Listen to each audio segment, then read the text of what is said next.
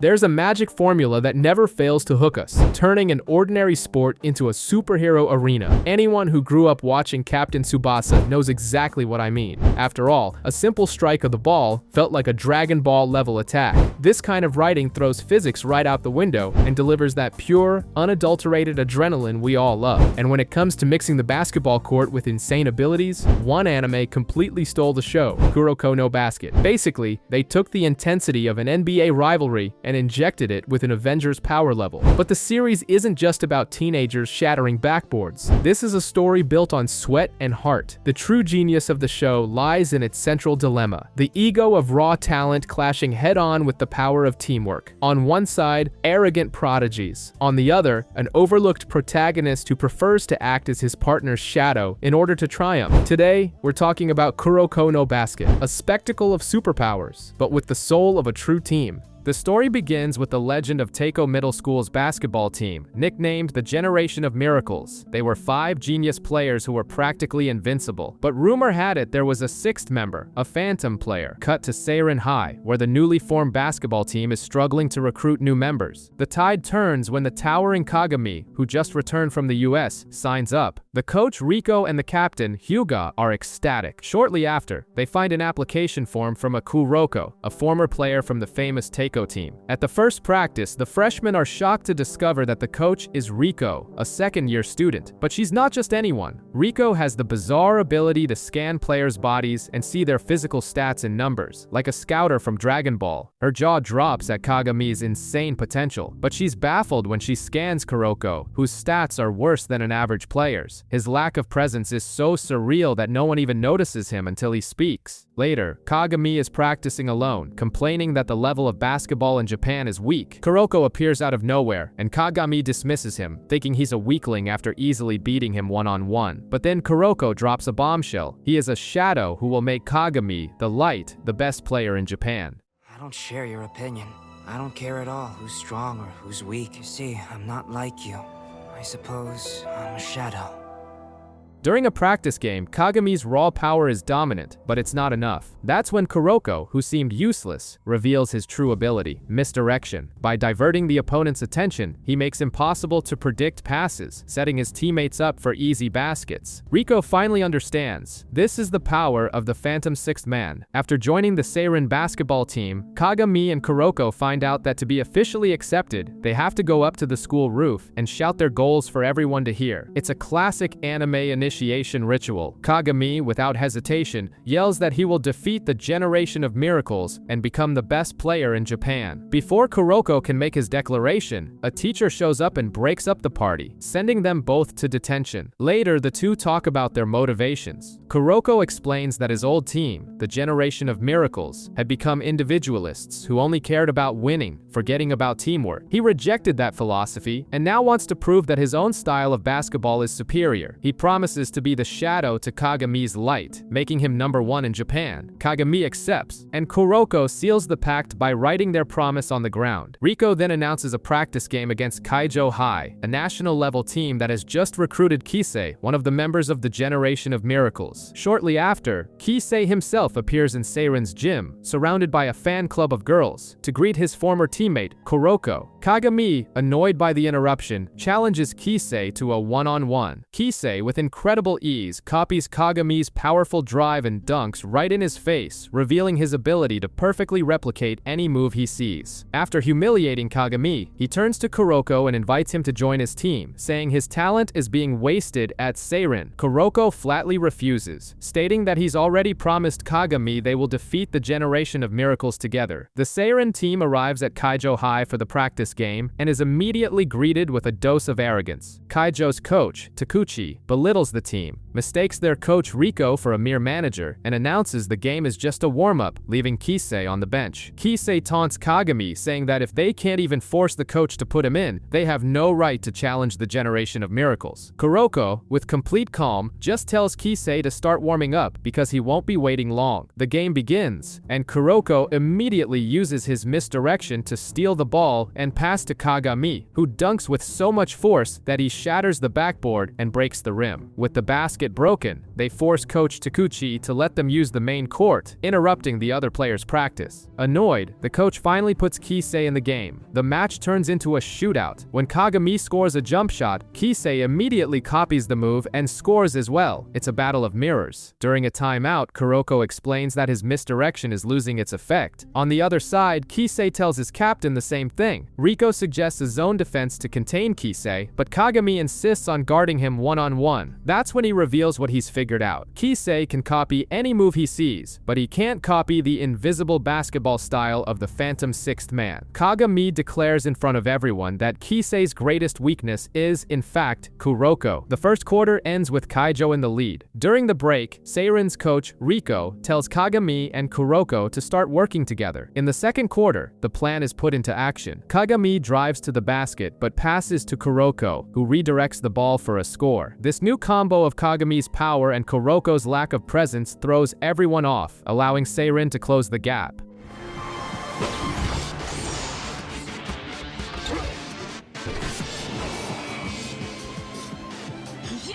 When Kisei tries to guard Kuroko directly, the two trick him with a behind-the-back pass that leads to another dunk. Frustrated, Kisei accidentally slaps Kuroko across the face, forcing him out of the game. With Kuroko injured, Riko puts the upperclassmen in charge of the offense, leaving Kagami on defense. As the first half nears its end, Seiren is still trailing. Kuroko, now bandaged up, insists on returning to the game, vowing to be Kagami's shadow. Back on the court, the duo leads an insane comeback. In the final seconds, the score is tied, but Kaijo's captain is fouled and makes both free throws. Down by 2, Kuroko tells Kagami about one last play Kisei can't copy. He throws a full-court pass. Kagami and Kisei both jump for the alley-oop, but Kagami seems to hang in the air, catch the ball, and dunk it at the buzzer. With the last-second victory secured, the Seiren team celebrates wildly, while Kisei cries his eyes out, experiencing his first-ever defeat. His teammates console him, and he vows revenge in the Inter-High tournament. Shortly after, Midorima from Shutoku High shows up. He criticizes Kisei's performance and explains that his life is governed by horoscopes and lucky items, showing off a toy frog as his charm. Midorima also comments on Kuroko, acknowledging his unique style, but disapproving of his choice to go to an unknown school like Seiren. His partner, Takao, arrives on a rickshaw-like bicycle, and Midorima leaves, warning that Shutoku won't lose to them. The Seiren team goes to a hospital to check on Kuroko's head, but the injury is minor. To celebrate, Coach Riko takes the team to a steakhouse and challenges them to eat a 4-kilogram steak. Everyone struggles except for Kagami, who devours his and then cleans off everyone else's plates, acting like a human black hole. Later, the team realizes Kuroko has disappeared. He's at a park with Kisei, who asks why he vanished after the middle school championships. Kuroko explains that he grew to hate Teiko's victory above all else policy and lost his love for the game. He says that meeting Kagami, with his pure passion for the sport, was a turning point. Kisei warns him that Kagami will eventually reach the level of the Generation of Miracles and might abandon him. Their conversation is interrupted by some street thugs, but Kagami shows up, and the trio teams up to school the guys in a quick game. After the intense game against Kaijo, Kagami is caught sleeping in class, but the teacher doesn't even notice that Kuroko is also passed out right next to him. Coach Riko gives the exhausted freshman a nearly impossible mission: buy the legendary limited edition Iberian pork cutlet sandwich from the cafeteria, threatening to triple their practice if they fail. The freshmen arrive to find an all-out war, with giant members of the rugby and sumo clubs fighting over the same sandwich. After Kagami and the others are thrown aside by the crowd, Kuroko appears out of nowhere with a sandwich, explaining he was accidentally pushed to the front of the line by the chaos. The Phantom strikes again. Later, the captain, Hyuga, reveals the bracket for the Inter-High tournament. Only the winners of 4 blocks will advance, and Seiren will have to defeat Shutoku, Midorima's team, in the block finals. Things just got serious. Riko returns after scouting their first opponent, Shinkyo Academy. She reveals their new star is Papa Mbayasiki, a 2-meter-tall exchange student from Senegal. His absurd height has turned the team into a powerhouse. The team nicknames him Papa and prepares for the game. The match begins, and Kagami is immediately overpowered in the tip-off by Papa's height. The Senegalese giant scores the first basket, and his wingspan feels like a wall, easily blocking Seiren's shots. Shinkyo's captain even mocks them, criticizing teams that rely on foreign players. Kagami then begins special training with Mitobi to learn how to stop a tall taller opponent without blocking them, forcing them into an uncomfortable shot. Back in the game, Kagami's new defense works, causing Papa to miss several shots. Annoyed, Papa tells Kagami he won't lose to a team with a kid. Kagami retorts that he promised to block him and that kids can be pretty tough. Kagami, as usual, charges head-on, but Papa's height is a real problem. Luckily, Kuroko is there to work his misdirection magic and help Seirin build a lead.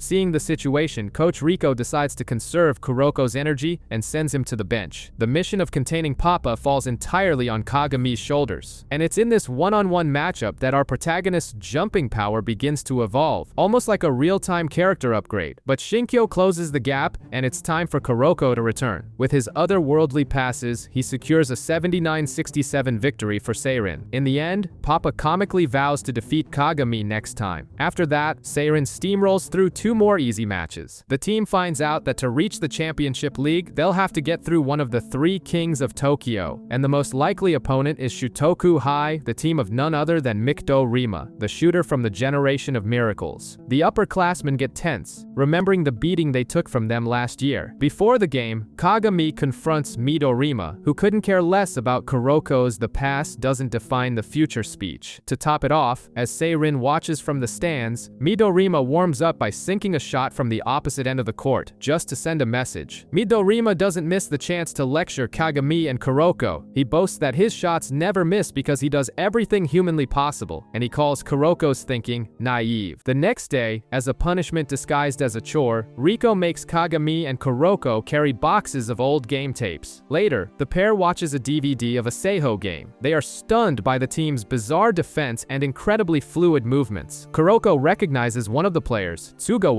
from a middle school practice game. This is the guy who managed to shut down a young Kisei. A quick flashback shows Tsugawa taunting Kisei after forcing him into a turnover. Meanwhile, Seirin's upperclassmen watch the same tape, remembering the humiliating defeat they suffered against Seiho the previous year. But Captain Hyuga assures them that this time they have a plan. At the arena, the game begins. Tsugawa immediately starts provoking Kagami, and Seiho's captain, Iwamura, treats Seirin like trash. From the start, Seirin is swallowed by Seiho's defense, which uses ancient martial arts movements to conserve energy and maintain pressure. Kagami is completely locked down by Tsugawa. Hyuga can't get an open shot, and Kuroko can't find space for his passes. Frustrated, Kagami goes into berserker mode, commits an offensive foul, and, realizing that a normal game won't work, decides to rely on brute force. He plows through several defenders and scores Seirin's first points with a powerful dunk. As the team celebrates, Tsugawa just smirks and warns them the fun is just getting started. While the battle rages on in Seirin's game, we get a peek at Shutoku's match. Midorima is putting on a one-man show, hitting a series of three-pointers from the other side of the court like it's the most normal thing in the world. After just 5 minutes with the score at 16-2, he's sent to the bench. Kisei and Kasamatsu, who are watching, are floored by how overpowered he is. Back to Seirin versus Seiho, the opponent's martial arts style defense continues to be a nightmare. The pressure is so intense that Kagami, hot-headed as ever, commits his third foul. Kisei, who is also keeping an eye on this game, remarks that Seiho's players aren't geniuses but specialists at what they do. That's when Kuroko, who had been quiet in his corner, decides to make his presence known. He uses his lack of presence to create an opening and throws a boomerang pass that helps Seirin tie the game at 19-19 at the end of the first quarter.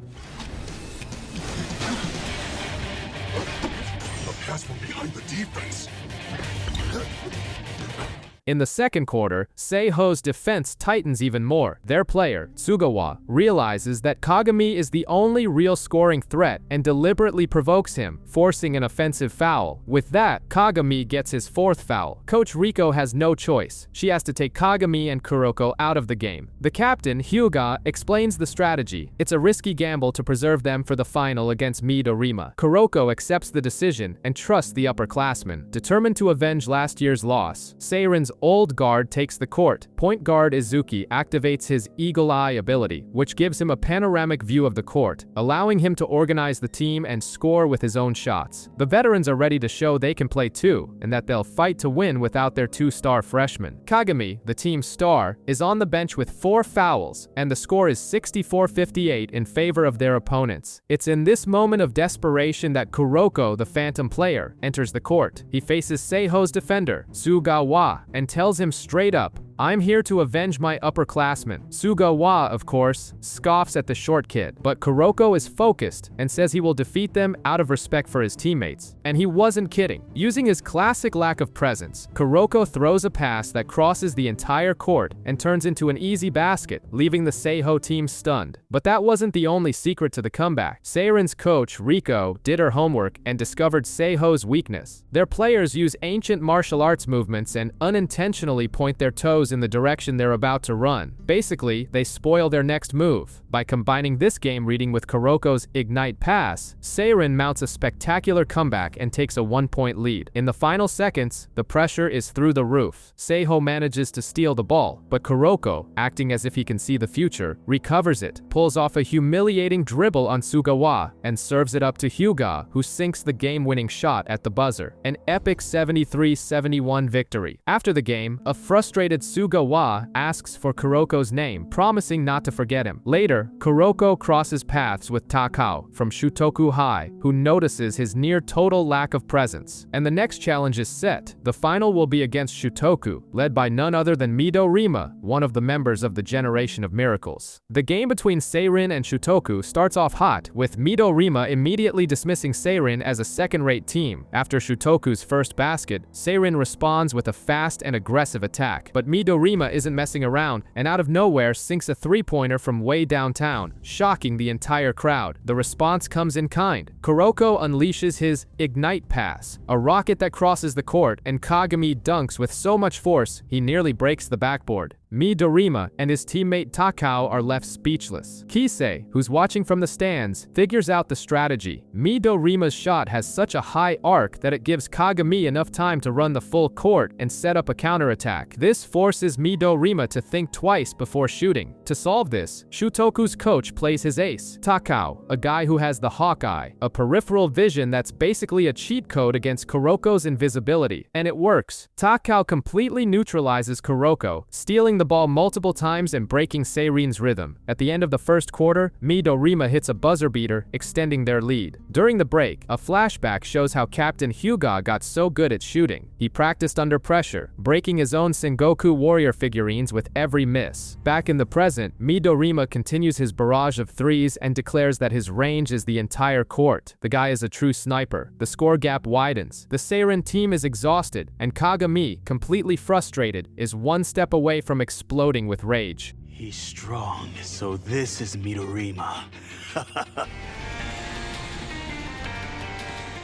At halftime, the score is 45-27 in favor of Shutoku, and Seirin's locker room feels like a funeral. Coach Riko doesn't even know what to say. That's when Kuroko breaks the silence with the most random joke ever. What if a meteor fell on Shutoku's bench? The idea is so absurd that, unbelievably, it lifts the team's spirits. In the third quarter, Seirin comes back with a box-and-one defense, with Kagami sticking to Midorima like his shadow. Using his astronaut-like jumps, Kagami starts blocking Midorima's long-range shots, exploiting the guy's only weakness. The farther the shot, the longer it takes to reach the basket. Seirin starts to close the gap, but the effort takes its toll. Kagami gets exhausted and commits his fourth foul. During a timeout, Kagami goes into lone hero mode, saying he'll win by himself. That's the last straw for Kuroko, who punches him and yells that this selfish mentality is the same as the Generation of Miracles. He tells him the truth. There's no point in winning if the team isn't happy together. The speech works. The team rallies around Kagami, who apologizes and agrees to trust his teammates. Kuroko then prepares to re-enter the game, warning that he's ready to take his passes to a whole new level. With 10 minutes left, Shutoku is in the lead and the tension is thick. Kagami, who had been playing selfishly, apologizes to the captain. The team huddles for one last push. Kuroko returns to the court, but Takao's Hawkeye continues to be a huge problem, neutralizing his invisibility. To make matters worse, Riko drops a bomb. Kagami only has 2 super jumps left. The strategy is like a poker bluff. Use one now to scare Midorima and save the last one for the decisive moment. Kagami uses the first jump and blocks Midorima's initial shot. Immediately after, Kuroko unleashes a new technique, the Ignite Pass Kai, which is basically a punch to accelerate the ball. Kagami barely catches it and dunks, but he's already running on fumes. Seirin starts closing the gap, but with less than a minute to go, they're still down by 2. That's when Hyuga, the captain, sinks a three-pointer, putting Seiren ahead by a single point. Shutoku wastes no time and gets the ball to Midorima, who prepares for the final shot. Kagami, with no fuel left in his rockets, jumps anyway to try and block him. Midorima, ever the trickster, fakes the shot, and Kagami flies past him. Just when all seems lost and Midorima is about to shoot, Kuroko appears from behind and slaps the ball out of his hands. The buzzer sounds. Seiren wins 82-81. After the game, we see Midorima crying in the rain, and to add insult to injury, Aomine calls to taunt him with the line, "The only one who can beat me is me." So humble. After the hard-fought victory, the Seiren team goes to a restaurant to celebrate and stuff their faces, but the outing turns into an unexpected crossover. They run into Kisei and Kasamatsu from Kaijo, and shortly after, Midorima and Takao from Shutoku also show up. The three rival teams end up at the same table, like a G7 summit of high school basketball. Kisei is fired up for revenge in the inner high, saying his new team has made him love the game again. Midorima, always in grumpy mode, says fun doesn't matter, only victory does. Kagami tries to argue, but the discussion is cut short when Takao accidentally spills something on Midorima, who drags him outside for a talk. Before leaving, Midorima drops a warning. There's another member of the Generation of Miracles in Tokyo, Aomine, and he's the same type of player as Kagami. Later, on the way back, Kuroko finds an abandoned puppy in a box. The team adopts the little guy, and since his eyes are identical to Kuroko's, they name him Kuroko 2. The only person who isn't thrilled is Kagami, who's terrified of dogs. At the next practice, a pink-haired girl named Momoi shows up, introducing herself as Kuroko's girlfriend. He quickly corrects her. She was their team manager in middle school. Momoi is a brilliant data analyst and goes to the same school as Aomine 2 Academy. She's worried about Aomine and recalls when he and Kuroko were the perfect light and shadow duo. Kuroko promises that they will defeat Aomine, and who overhears this? Aomine himself, who appears at a nearby court to challenge Kagami, calling him a faint little light.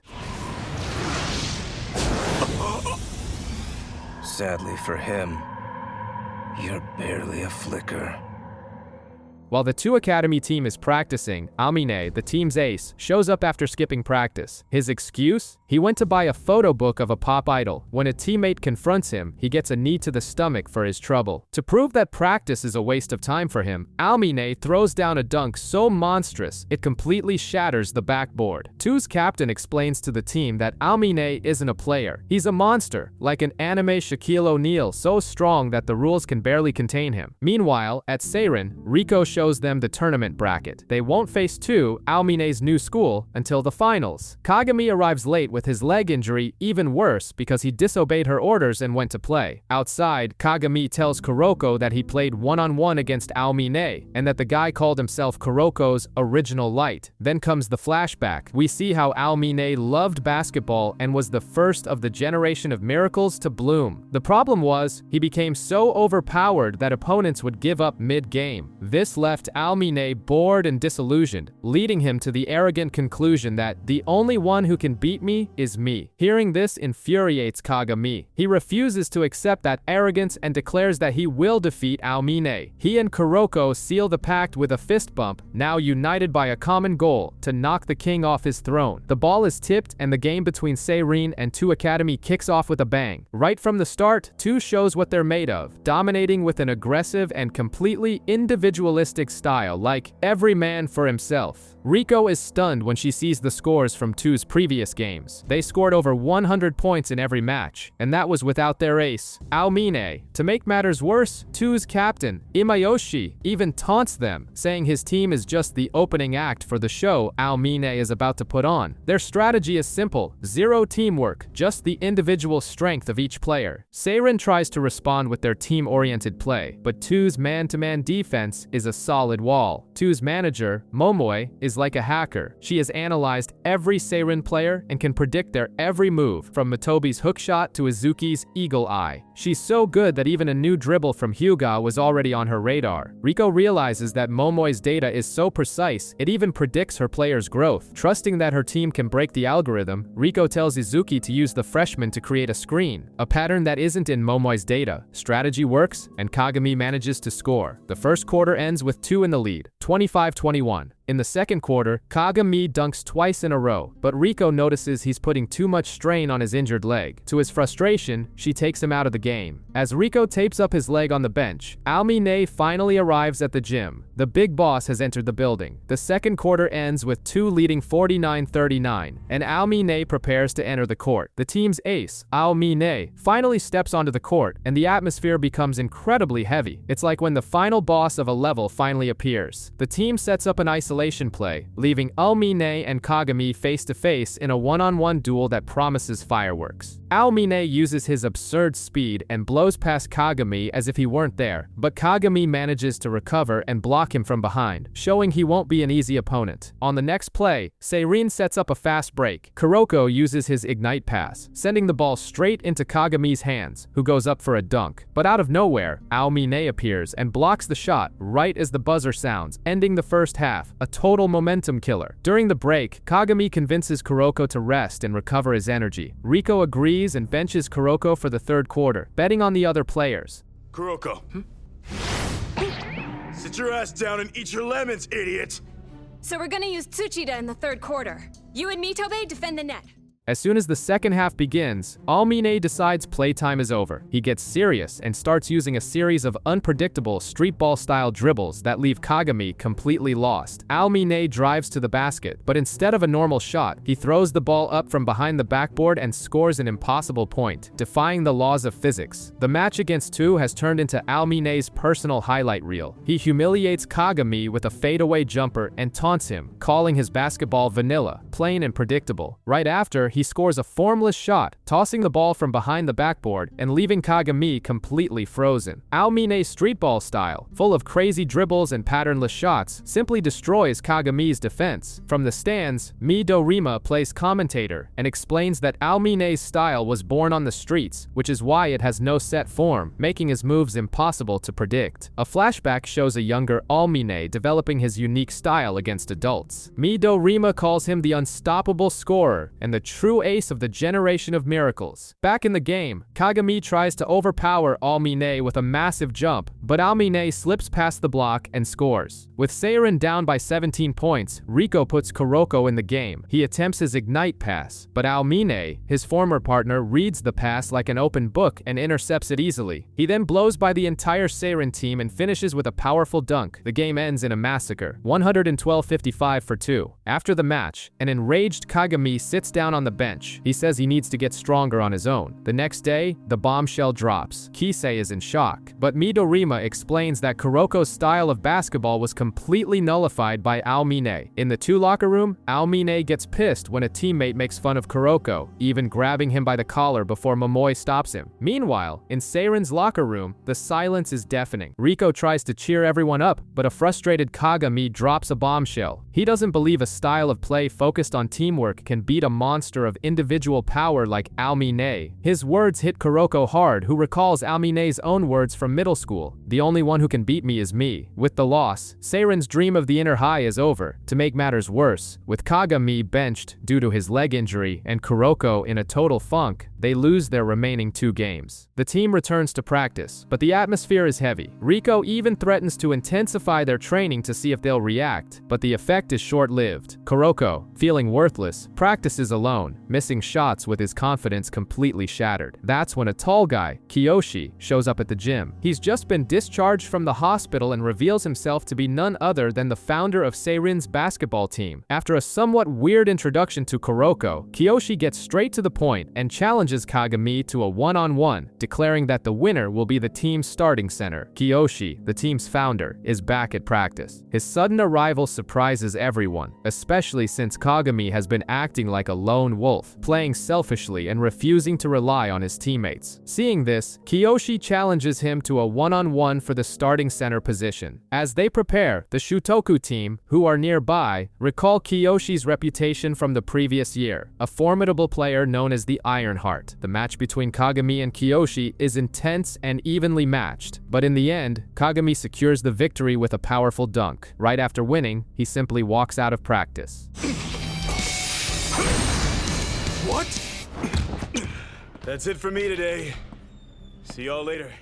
The big surprise comes next. The team discovers that Kiyoshi lost on purpose, as he was playing in gym slippers instead of basketball shoes. The guy's either a genius or a madman. Later, at Kiyoshi's request, Riko organizes a practice game against Josei High with one condition: only the first-year players can participate. During the game, the freshmen are completely intimidated. Kagami continues his one-man show, ignoring Kuroko's passes. It is then that Kiyoshi reveals his plan to Riko. He believes that Kuroko's current play style has reached its limit, and this impending defeat will force him to see it. That night, Kuroko confronts Kagami, who is training alone. Kuroko opens up, saying he doesn't want someone to win for him. He wants to win with the team. He reveals that the generation of miracles fell apart because they started relying solely on their individual talents, which is why he left. He chose Kagami because he trusted him. Realizing they both want the same thing, the two make up with a fist bump. Kuroko is determined. It's time to evolve his basketball. Riko informs the Seirin team that they will have 2 training camps, one at the beach and one in the mountains, to prepare for the Winter Cup. The news would be great if not for one detail revealed by the captain. Due to a tight budget, Riko herself will be cooking all the meals. Panic ensues, as everyone remembers her culinary disasters. Riko then presents her special curry, which is filled with whole raw vegetables. The team tries it and nearly gags, but upon seeing Riko's fingers all bandaged from the effort, Kiyoshi and Hyuga force themselves to eat the slop. Seeing this, Kagami decides to intervene and teaches Riko how to cook properly. She then presents a new curry with a perfect appearance. The relief is short-lived. The team discovers she improved the recipe by adding whey protein and vitamins to the rice. Only Kuroko, who served himself before the improvement, escapes unscathed. The team arrives at the beach, where Riko's father has set up basketball hoops. Riko explains that training on sand will strengthen their legs and hips, the foundation of everything. The players can barely move or dribble, forcing them to focus on passing. Kiyoshi notes that the training is improving their body control and strengthening the base of their toes. Suddenly, they discover that the Shutoku team is also training at the same location. During a practice game, Midorima hits Kuroko with a blunt comment, saying his playstyle has limits and he can't improve on his own. Later, in the bath, Midorima explains to Takao Kuroko's weak point. His ability to misdirect attention is useless when he has the ball, as the ball itself is the object with the most presence on the court. The seed of doubt has been planted. After taking a beating in 3 practice games against Shutoku, the Seirin team is down for the count, exhausted and demoralized. Shutoku's coach, however, notices that Seirin has improved rapidly even without Kagami, and warns his team that they will be a huge threat in the Winter Cup. While the Seirin guys relax in ice baths, Kagami is training alone at night, frustrated that he can't help. That's when Riko shows up and drops the bombshell. His training was all designed to unlock his true jumping potential. She explains that Kagami is used to jumping off his left leg to dunk with his right hand, but his highest jumps actually come from his right leg. The problem? His left-hand skill is a disaster, like a first-timer trying to use chopsticks. When Kagami tests the jump with his right leg, he flies so high that he completely shatters the backboard. Hiding in the bushes, Takao witnesses the scene and his jaw drops. Before Kagami can process what he's done, Midorima appears out of nowhere and challenges him to a one-on-one, mocking his plan for aerial combat. Midorima blocks all 10 of Kagami's attempts with absurd ease, revealing his weak point. He's too predictable. Since Midorima knows Kagami will always try to dunk, he can time the block perfectly, no matter how high the guy jumps. Defeated, Kagami understands he needs to master his left hand to become a real threat in the air. Kuroko then joins him, proposing they evolve together with a new style of basketball. The camp ends, and Riko takes the team to watch the Inter-High quarterfinals, Kaijo vs. To, the great duel between Kisei and Almine. Kaijo versus Toho, aka a showdown between Ryota Kisei and Daiki Almine.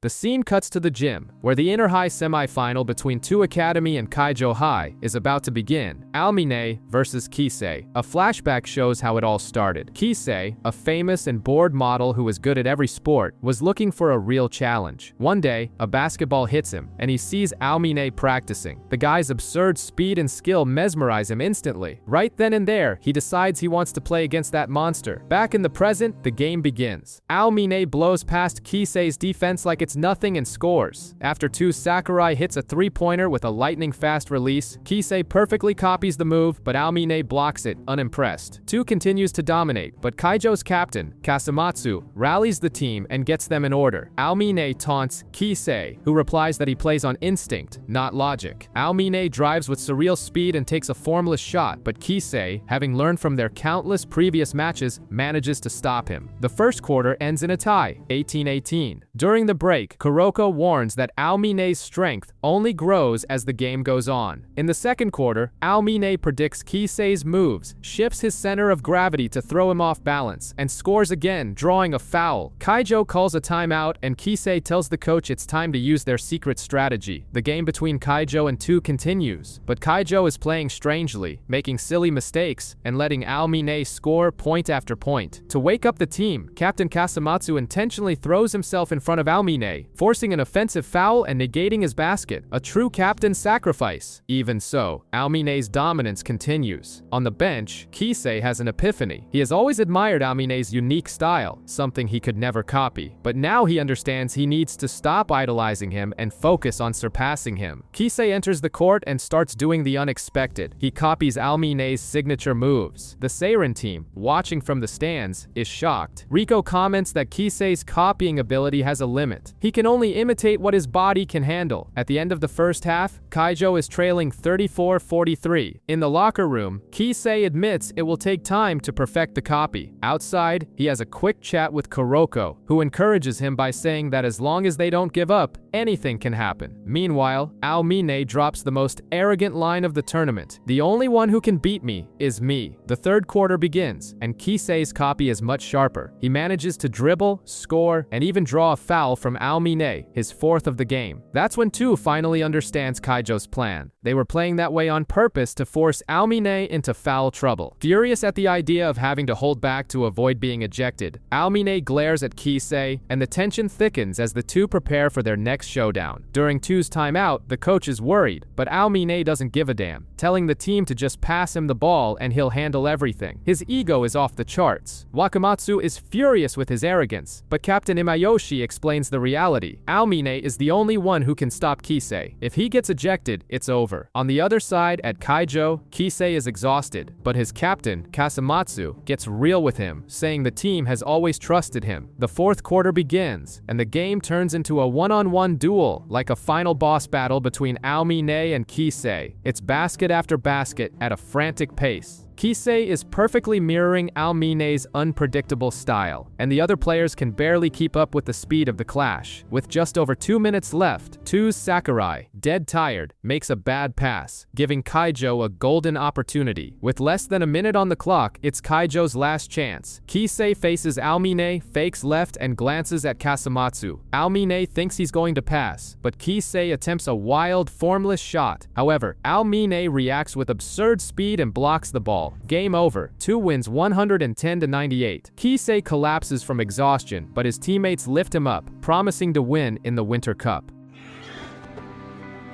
This battle is far from being over just yet. We'll pay him back this winter.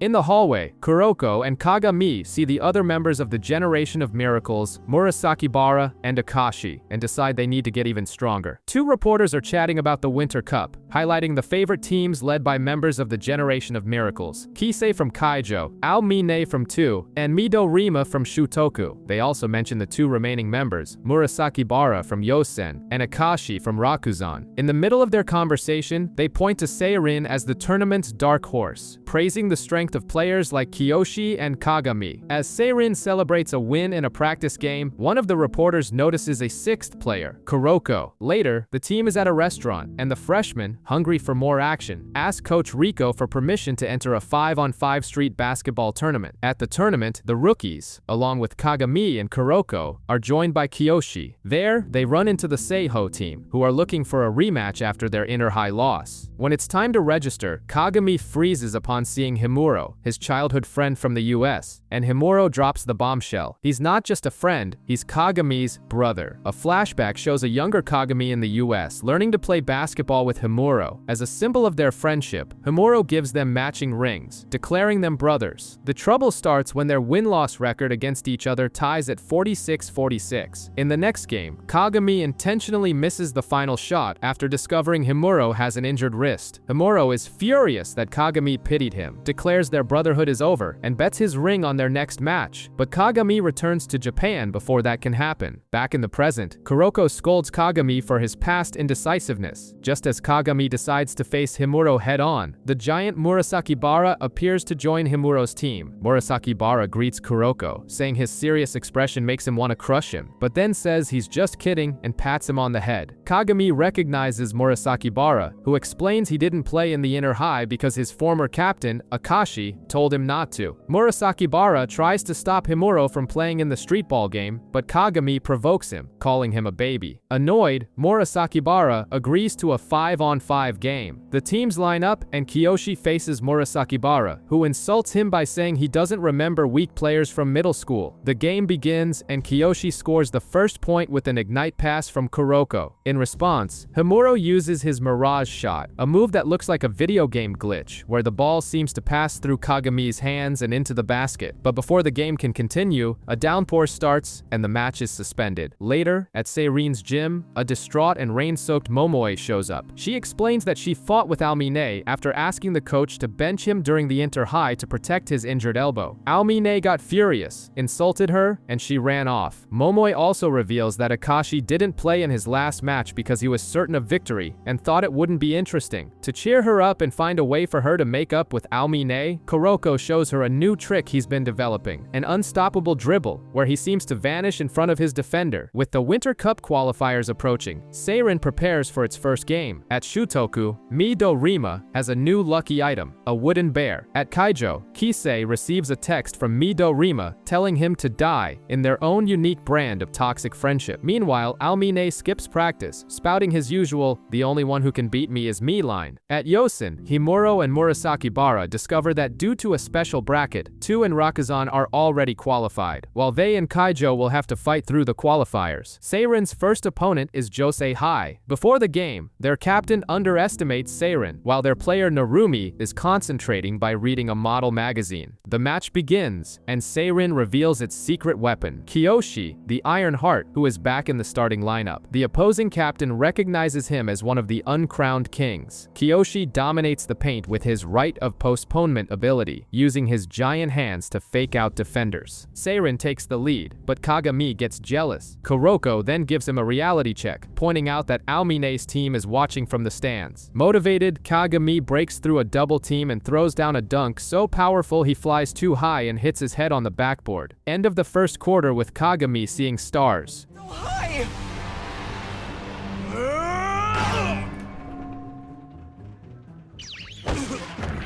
He jumped too high! As Seirin's new lineup prepares, Coach Riko is mocked by the opposing coach for being a girl. Her response? An aura so intimidating that the entire enemy team is scared stiff. The game begins, and Kagami goes into beast mode, plowing through everyone like a bulldozer and finishing with an alley-oop that leaves the opponents stunned. A commentator even says that with this strength, Kagami is smashing through the door to the level of the Generation of Miracles. However, on his next attempt, he gets too hyped and runs into the backboard again in a rather comical moment. After the game, the 4 finalists for the Tokyo League are decided. Later, Kuroko asks Kagami for help practicing his new dribble. Kagami is shocked to see how worn out Kuroko's basketball is, a testament to the guy's insane training regimen. Meanwhile, Almine remains uninterested in the tournament, though the idea of a rematch between Kuroko and Midorima piques his interest slightly. In the game against Senshinkan, Seirin struggles until Kuroko finally uses his new technique, the vanishing drive. He slips past multiple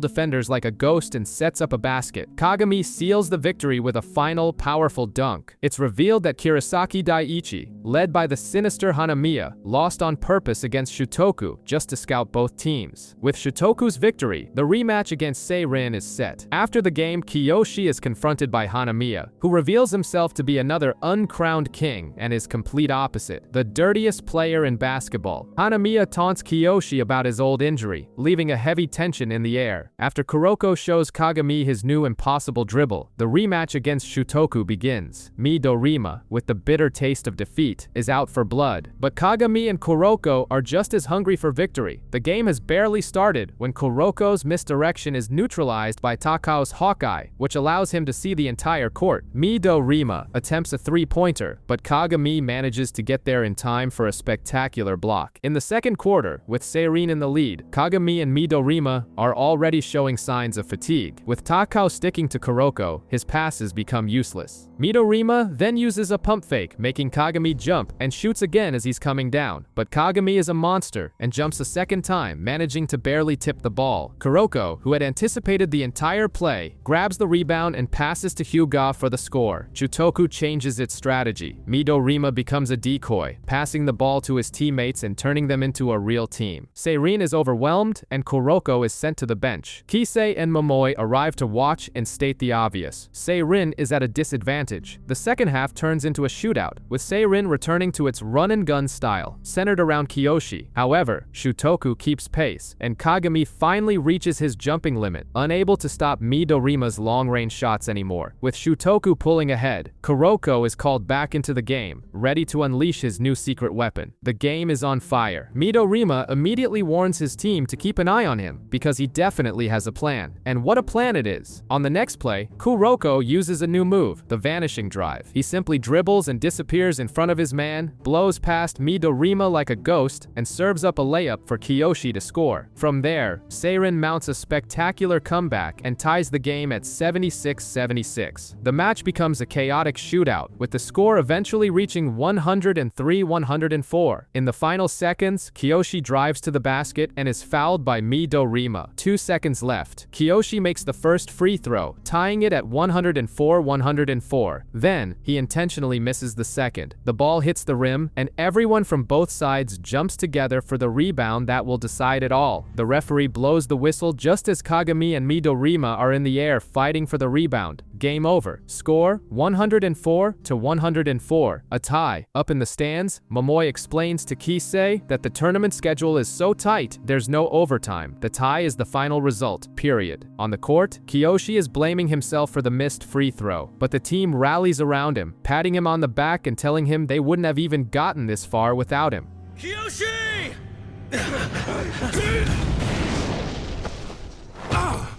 You know we would have never made it this far without you. Meanwhile, Midorima and Kagami trade insults, both pissed about the tie and promise a tiebreaker in the Winter Cup where there won't be any draws. As they line up to shake hands, the Kirisaki Daiichi team is spying from the hallway. Their captain, Hanamiya, a guy with a serious soap opera villain vibe, scoffs at Seirin's sportsmanship and vows to crush them in the next game. Later, Midorima, Kisei, and Momoi meet up. Midorima warns them that Seirin's next opponent is Kirisaki Daiichi and the infamous Hanamiya, one of the uncrowned kings. As he leaves in his rickshaw, he finds Kuroko too inside. Before he can freak out about the dog, Kuroko appears out of nowhere to retrieve his pet. In the locker room, Kiyoshi is in pain, clutching his knee. Hyuga confronts him, saying he figured out Kiyoshi missed the free throw on purpose because of the injury. Hyuga forbids him from playing the next match, but Kiyoshi refuses. He says it's his last chance and he'll play even if his knees are destroyed. From the hallway, Kagami overhears everything. On the way home, Kagami asks what Kiyoshi meant. Hyuga then begins to tell the story, and we enter flashback mode. A blonde Hyuga who had quit basketball is pursued by a rookie Kiyoshi, determined to build a team. The flashback continues. After quitting basketball, a long-haired Hyuga is hunted down by Kiyoshi, who wants to start a team no matter what. During a one-on-one, Kiyoshi gets real with Hyuga and tells him to stop giving up, which causes the guy to break down and admit his frustration. The next day, Kiyoshi and the other team founders climb onto the school roof and make an epic declaration, vowing to go to the nationals. The captain is moved and joins them, promising that if they fail, he'll confess to the girl he likes while naked.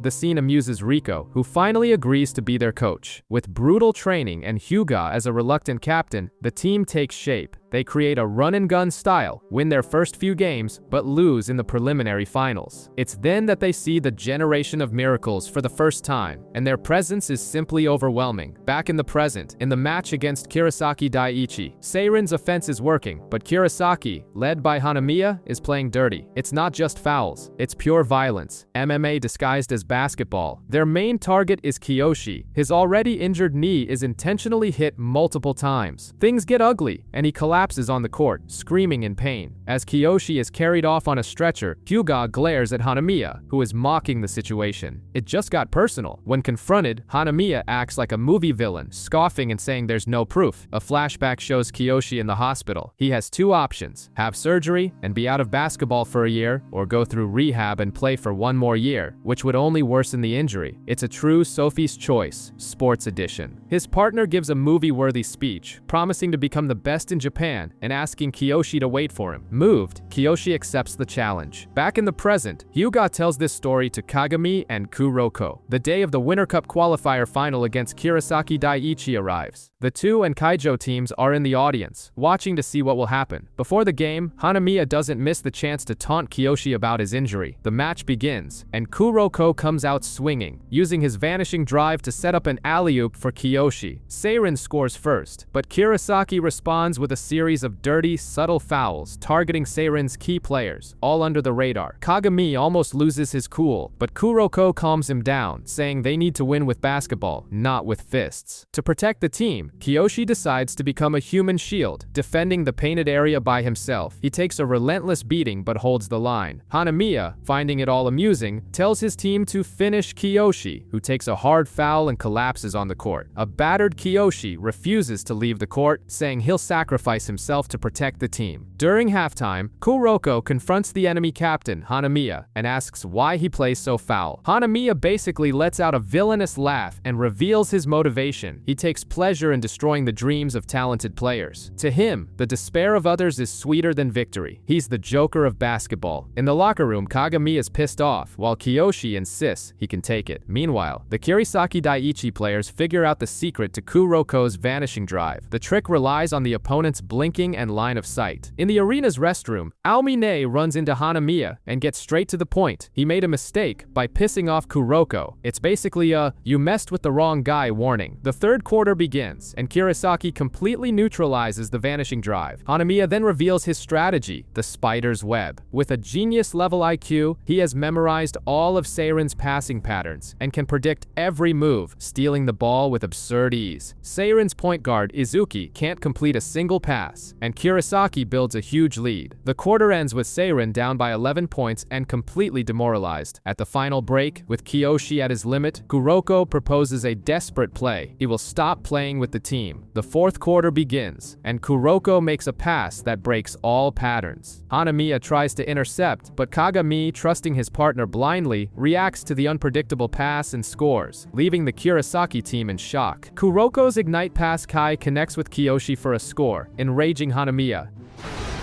Take your trust and protection and blow it out your ass.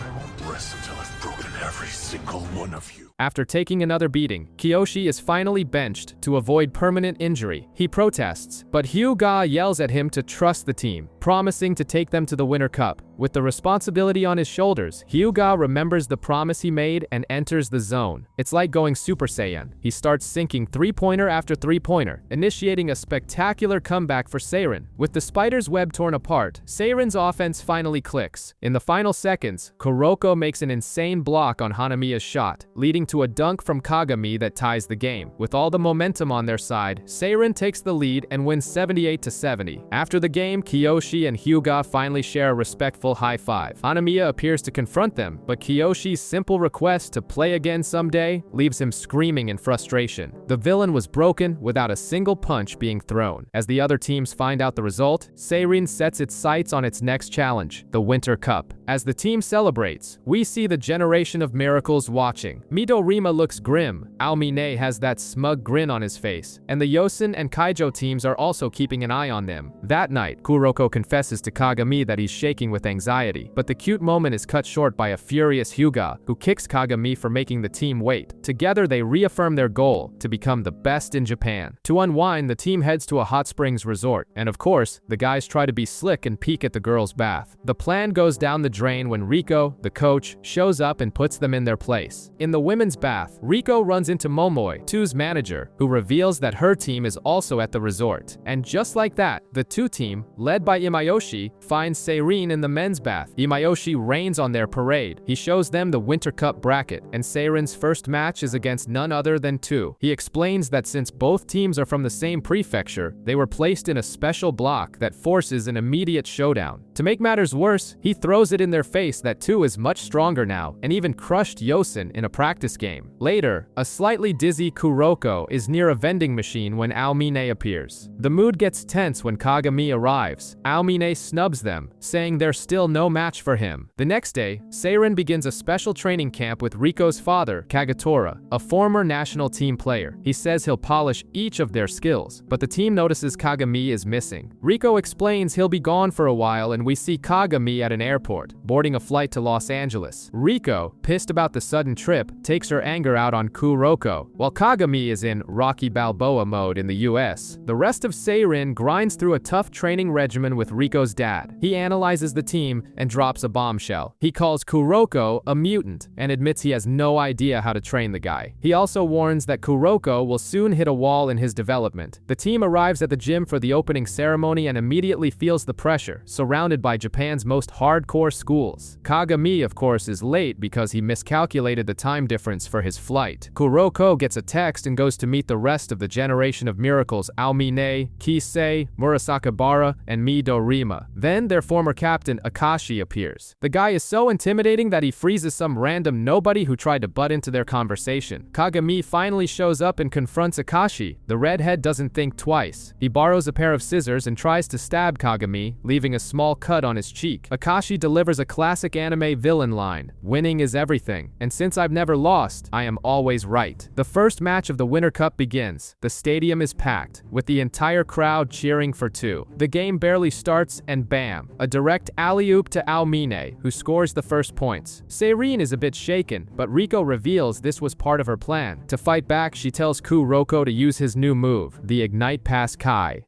Is it an Ignite Pass? No, that's a little different.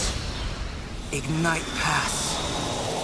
Kai! Aomine just started and has already thrown down a monster dunk. In response, Kuroko unleashes his new trick, the Ignite Pass Kai, a spinning pass with absurd force. Aomine is left completely stunned, and the pass turns into an alley-oop for Kagami. From the stands, Midorima plays physics professor and explains that the pass's power comes from its rotation, which acts like a piercing bullet. But 2 isn't messing around and shows they don't just rely on Aomine. Imayoshi, Wakamatsu, and Sakurai score with ease. In a one-on-one, Kagami faces Aomine but deliberately backs down, admitting he can't beat him yet. During a timeout, Hyuga takes charge and starts a 3-point shootout with Sakurai, using his barrier jumper. The exchange is insane and ends with Hyuga hitting a buzzer beater, tying the game at 22-22. In the second quarter, Riko gives Kuroko the green light to use his vanishing drive. Meanwhile, Momoi, who is basically a walking data analyst, explains the secret of the move to the 2 team. It uses Kagami's overwhelming presence as a distraction. The game resumes, and Kuroko tries the dribble on Aomine, but Aomine, on a whole other level of broken, closes his eyes and stops Kuroko just by sensing his breathing and rhythm. Aomine then adds insult to injury. A useless effort. A shadow cannot defeat the light. Completely crushed after having his main trick nullified, Kuroko is subbed out. On the bench, Kagami keeps it real, telling him his effort wasn't in vain and that the team trusts he'll be back. The first half ends with 2 slightly ahead, 48-46. On the bench, Kagami sees Kuroko in a major slump and decides it's his turn to be the hero. The game restarts, and he goes one-on-one against Aomine. Kagami's posture changes, becoming more relaxed and natural, almost a carbon copy of Aomine's own style. It's as if Kuroko's defeat unlocked his hidden, true potential. Kagami's power awakens, and he begins an insane duel with Aomine, who is thrilled by the challenge. The 2 aces trade baskets non-stop, with Kagami managing to keep up with his rival's unpredictable and chaotic style. And then comes the moment no one expected. When Aomine attempts a seemingly impossible shot, Kagami leaps from behind and delivers a historic block, something no one had ever managed to do before.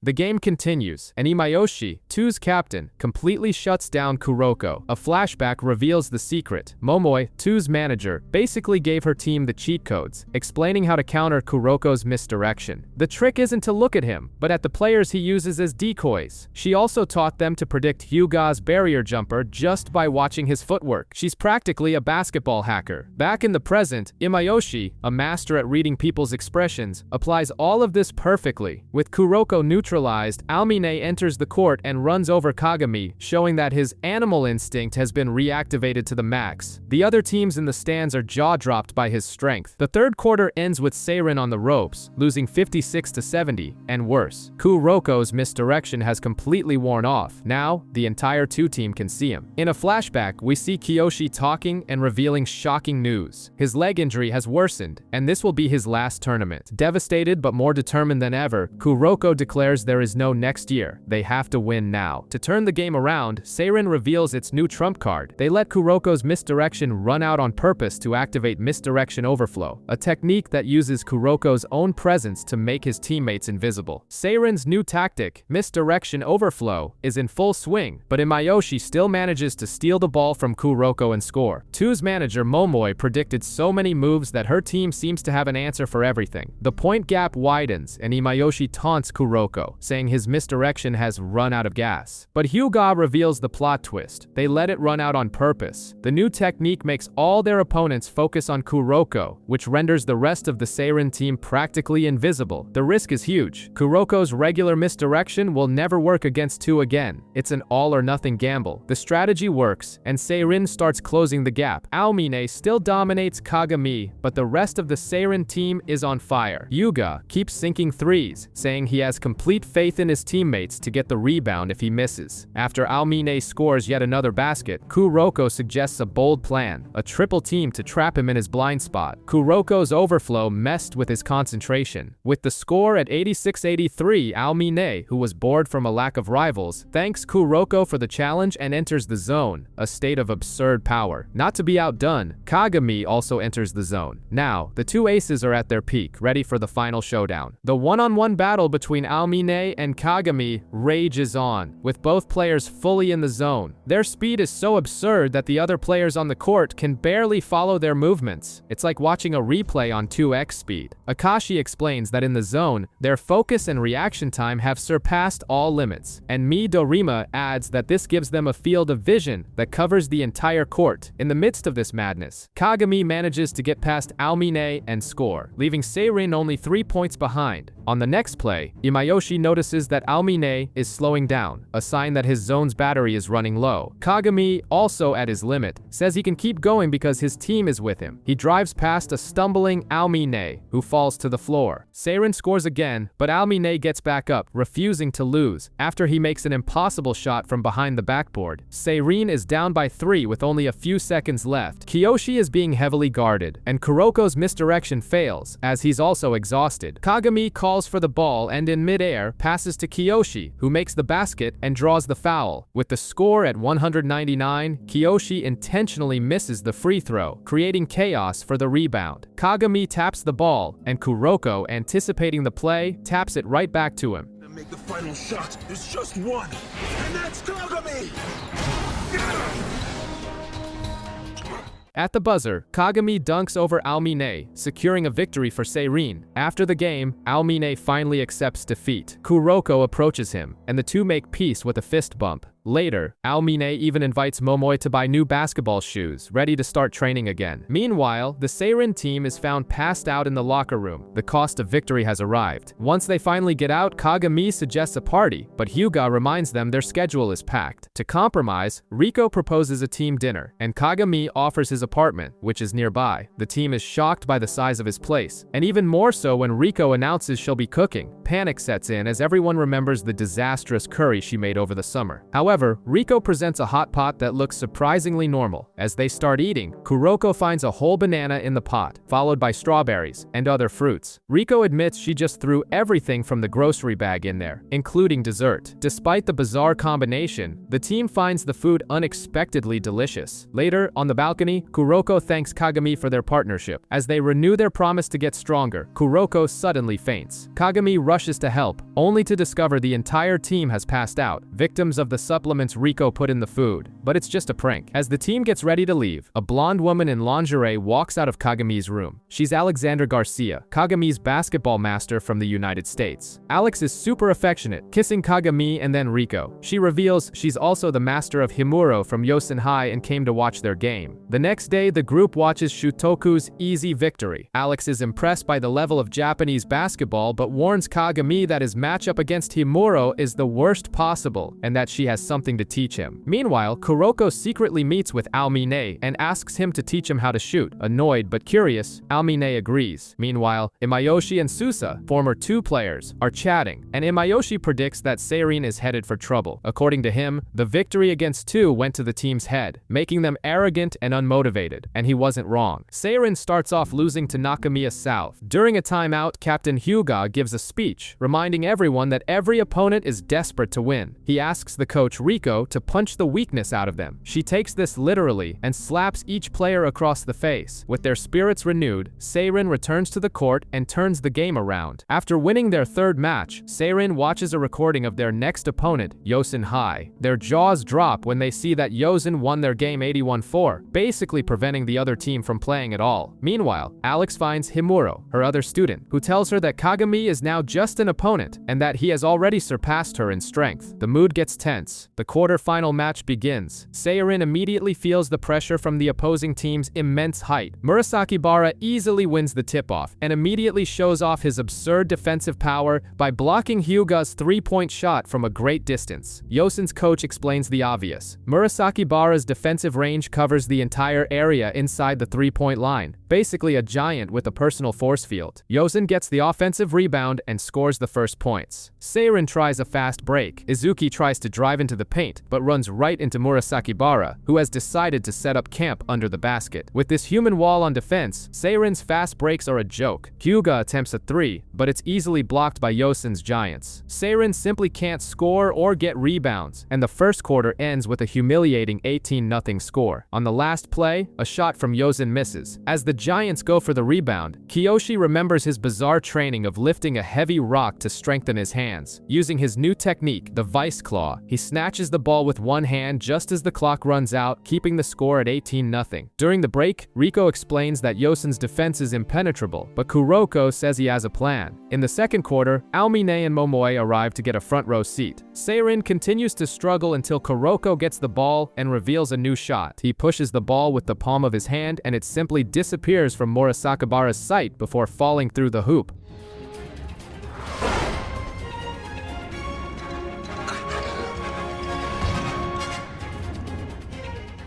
Aomine, playing commentator, explains that this is the Phantom Shot, a technique Kuroko developed himself. The game continues, and Kagami manages to hold his own against Okamura. After another rebound by Kiyoshi, the second quarter ends with the score at 29-17. In the locker room, Riko decides Kuroko will be benched, and the new strategy is Kagami versus Himuro, and Kiyoshi versus Murasaki Bara. Himuro puts their friendship on the line, betting his ring on the game against Kagami. He makes it clear, if Kagami loses, their brotherhood ends right there. Later, Murasaki Bara says that whole brother thing was over anyway, and Himuro himself confirms it, saying he has no interest in it anymore. Awkward. In the stands, even Aomine warns Momoe that Himuro is a dangerous player. The game resumes, and Himuro uses a perfect fake to get past Kagami and score. Riko explains that his movements are so classic and polished that they look like a refined dance, making him unpredictable. After a quick flashback to their childhood with Kagami, Himuro provokes his rival, wanting to be sure he stopped seeing him as a brother. He then uses his Mirage shot to score again. Kagami gets frustrated and ends up on the bench to cool off. Kiyoshi enters the court, and Seirin's tactic shifts to breaking through Yosen's defense, the so-called Aegis Shield. Using his Rite of Postponement ability and making crazy plays, Kiyoshi creates some openings, and Seirin manages to close the point gap. Kagami returns to the game, telling telling Kuroko that his future with Seirin is more important than his past, and hands him the ring to throw away. Kagami's dunk is blocked by Murasakibara, but shortly after, Kagami manages to stop a mirage shot by accident after slipping on a puddle of sweat. With Seirin gaining momentum, Murasakibara gets pissed. Tired of messing around, he enters the zone, promising to crush everyone's hope and end the game. After Murasakibara decides to play on offense, he starts taunting Seirin, saying all their effort is useless. Even with Kiyoshi guarding him, Murasakibara dunks right over him and declares he will destroy the team's hope and determination. Kuroko drops a bombshell. Offense is the Giants' true specialty, and he once scored 100 points in a single game. Yosen's coach is actually happy that Seirin woke up the beast. Seirin tries to stop Murasakibara with 3 defenders, but he plows through everyone and unleashes an absurd dunk called Thor's hammer. The impact is so powerful it completely shatters the backboard structure, sending the rim crashing to the floor. While the game is paused for repairs, Murasakibara philosophizes that basketball is a cruel sport where only height matters. A flashback shows him crushing a younger Kiyoshi's spirit with this exact same brute force. Back in the present, an injured and exhausted Kiyoshi is subbed out, entrusting the rest of the game to Kuroko. Vowing to win for his friend, Kuroko faces off against Murasakibara. When the game resumes, he fakes a phantom shot and passes to Kagami for a dunk. Shortly after, he uses his lack of presence to draw an offensive foul on the Giant. Seirin switches to a stealthy man-to-man defense, allowing Kuroko to steal the ball and attempt a phantom shot at the buzzer. During the break, Kagami asks to play a zone defense, offering to cover the entire 2-point area all by himself, just like Murasakibara. Kagami takes over as center for the injured Kiyoshi, promising to defend the entire 2-point area. Yosen is stunned to see Seirin copy their defense, but they don't seem to care, and immediately set up an alley-oop for Murasakibara, who slams it down mercilessly. The game heats up when Yosen resorts to a full-court press, and Himuro goes after Kagami with his mirage shot. Kagami figures out the trick. It's a double-motion shot, but Himuro reveals he can release the ball at either moment, making it practically impossible to defend. Frustrated, Kagami tries to force his way into the zone, like trying to remember the name of a song on the tip of your tongue. The harder you try, the more it slips away. From the stands, Almine, who knows all about it, explains that's precisely why it doesn't work. During a timeout, Hisei shows up out of nowhere just to taunt him, saying Kagami is no longer the same player he faced and is playing too stiffly. It was the push he needed. Back on the court with a clear mind, Kagami enters the zone instantaneously. His speed and power go through the roof. He not only blocks Murasakibara's Thor's hammer dunk, but also stops Himuro's mirage shot by simply waiting in the air for the real release. To top it all off, he even sinks a 3-pointer, leaving everyone jaw-dropped. Did he just shoot a 3?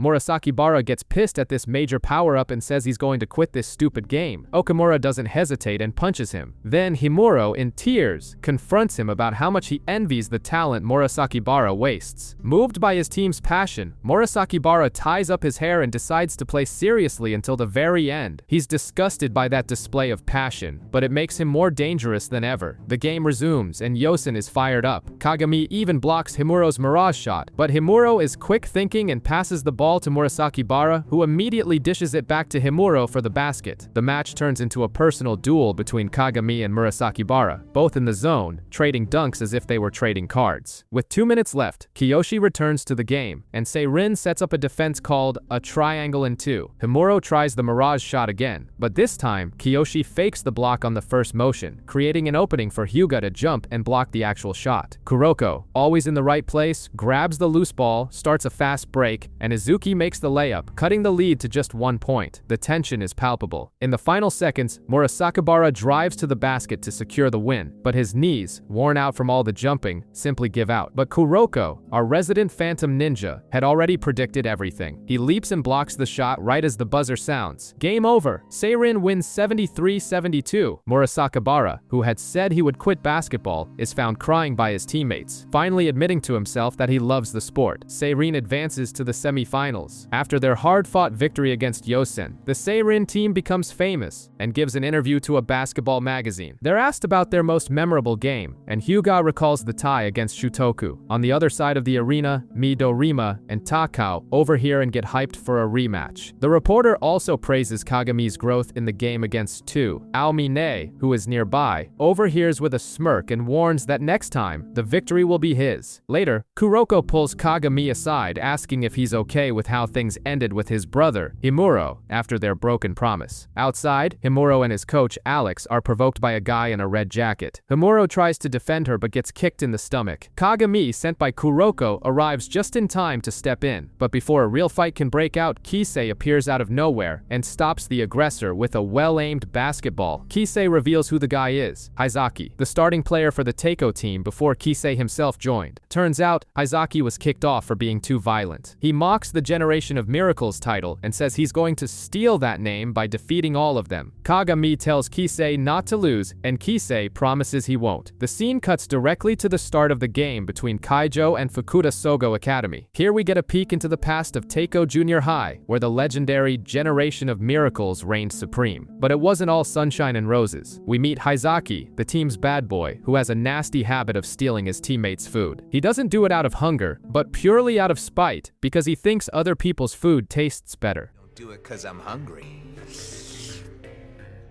It's just food always looks so much better when someone else is eating it.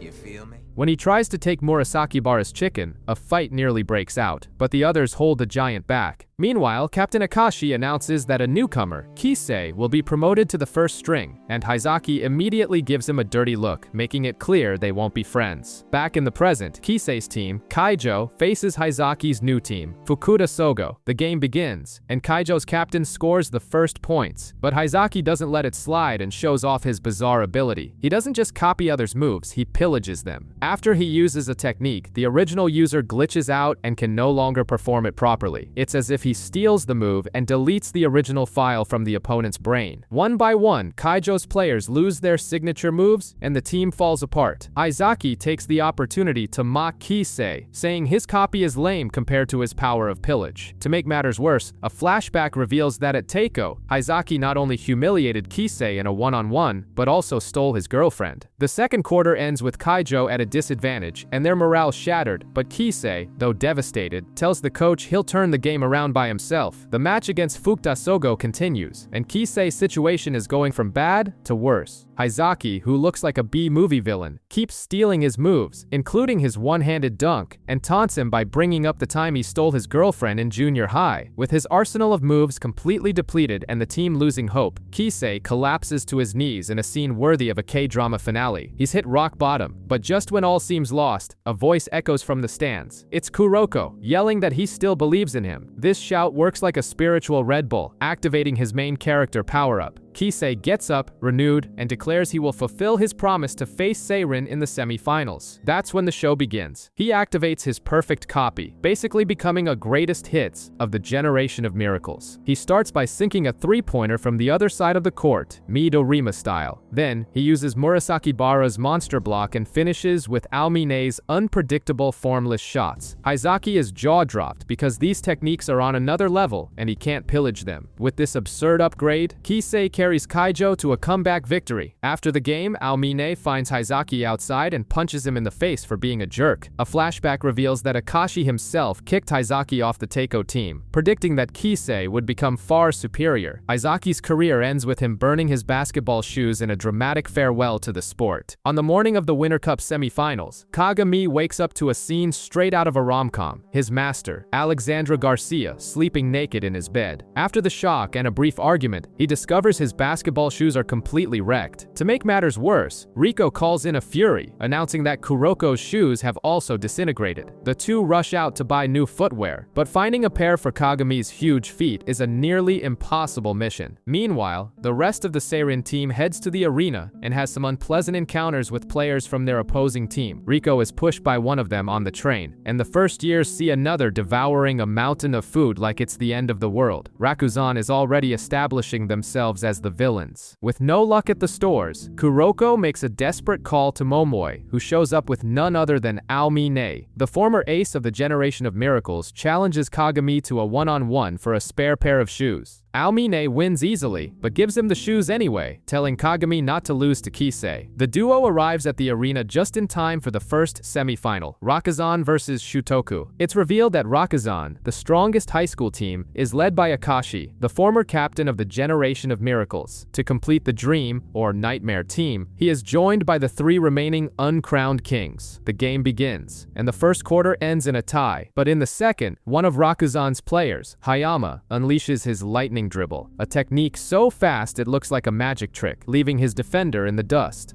Wait. You vanished? I need not bother getting... The Winter Cup final is underway, and the game is between Rakuzan and Shutoku. Rakuzan's captain, Akashi, barely steps on the court before making a perfect pass for the first basket. His teammate, Hayama, uses an insane 3-finger dribble to get past his defender and score again. Things are getting serious. A quick flashback shows the dedication of Shutoku's upperclassmen, like Miyagi and Captain Otsubo, who worked their asses off to get there. Back in the present, Rakuzan continues the onslaught. Meanwhile, Midorima is being double-teamed. Mibuchi even taunts him, saying his team is holding him back. Midorima gets pissed, uses his teammates as screens to create an opening, then dishes the ball to Miyagi, who throws down a monstrous dunk. Shortly after, he sinks a 3-pointer from way downtown, tying the game at the end of the first half. During halftime, Akashi decides he will guard Midorima himself. When Kagami goes to confront him, Akashi uses his Emperor Eye and makes him fall to his knees with just a look. Murasaki Bara explains that this eye can predict an opponent's movements before they happen, basically nullifying any play. The second half begins with Akashi glued to Midorima. He stops his shot before he can even jump. Then, he uses a lightning-fast dribble to pull an ankle break on Takao, sending the poor guy to the floor before scoring. Akashi repeats the humiliation with Otsubo and Miyagi, declaring that his orders are absolute. With Rakuzan pulling ahead, the Shutoku team is demoralized, but their captain rallies them with the team motto, unshakable. With their determination restored, Midorima and Takao prepare to use their ultimate play. The game between Shutoku and Rakuzan continues, and things are looking grim for Shutoku against Akashi's Emperor Eye. Midorima has a flashback to his first day of school when he met Takao. Takao, who had lost to Midorima before, was determined to be acknowledged by him and vowed to become the perfect partner, capable of a pass that would impress even Midorima himself. Back in the present, with the clock about to run out, Shutoku risks it all on a new play. Midorima jumps for a shot, without the ball, and Takao, fulfilling his promise, sends a perfectly guided pass straight into his hands in mid-air, allowing him to sink a 3-pointer. They repeat this insane play, the Sky Direct 3-point shot, several times and start chipping away at the 20-point lead like it's nothing. Shutoku's comeback leaves the entire Rakuzan team shaken and losing their composure. To snap his teammates back to reality, Akashi simply scores a basket in his own hoop. Then, he makes a chilling declaration. If they lose, he will gouge out his own eyes as penance. This bizarre threat works, and his team gets their heads back in the game. When the match resumes, Shutoku attempts the combination play again. But Akashi, who is no fool, has already analyzed the entire move. He explains that since Midorima is left-handed, the pass must always come from the left, and the shooting motion is always the same. With this logic, Akashi effortlessly intercepts the pass, completely dismantling Shutoku's ultimate strategy. The buzzer sounds and Akashi's basket goes in, confirming Rakuzan's 86-70 victory over Shutoku. After the game, Akashi refuses to shake Midorima's hand, saying they must remain enemies to pursue victory. The defeated Shutoku team leaves the court, where Takao collapses in tears over the loss, and Midorima is clearly overcome with frustration. Meanwhile, the teams are already warming up for their semi-final match. Provoked by his captain, Kisei throws down a powerful dunk like a declaration of war. Kagami answers in kind with an alley-oop from Kuroko. Before the game, Kuroko tells Kisei that he didn't like him at first, but now considers him a rival. A flashback shows Kisei joining Teiko's starting lineup, replacing Kuroko, and Kuroko's frustration at being surpassed. Back in the present, Coach Rico explains the strategy. Build a huge lead in the first half before Kisei can use his perfect copy. The game begins, and Kuroko immediately scores with his vanishing drive and phantom shot. However, provoked by Kagami, Kisei decides not to wait and activates his perfect copy right from the start. He leaves Seirin completely stunned by perfectly copying Aomine's formless shot and Midorima's three-pointer. Not satisfied, he uses Akashi's Emperor Eye to pull an ankle breaker on Kagami and, to top it off, replicates Murasakibara's monster block to stop Kuroko's phantom shot. If I know where it's going, then I can stop it!